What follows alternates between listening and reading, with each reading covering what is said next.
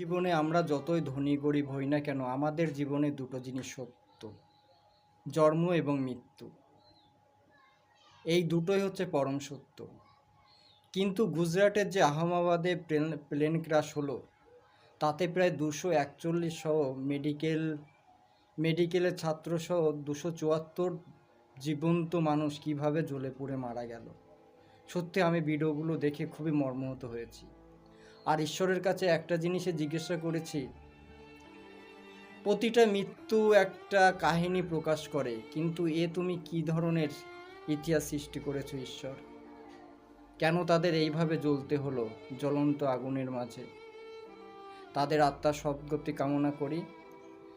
তাদের দ্রুত DNA test করে তাদের পবিত্র দেহগুলো তাদের পরিবার পরিজনের কাছে পৌঁছে দেওয়া হোক। আর এই প্লেন ক্র্যাশের পিছনে যদি কোনো দুষ্টচক্র থাকে, সেটা দ্রুত তদন্ত করে তাদের বিচারের আওতায় এনে তাদের কঠিন থেকে কঠিনতর শাস্তির বিধান করা হোক। আর এমন মৃত্যু যেন ঈশ্বর কারোর কপালে না লিখে থাকে। জয় শ্রীরাম। ভিডিওটা শেয়ার করে দেবেন সবার মাঝে। জয় শ্রীরাম।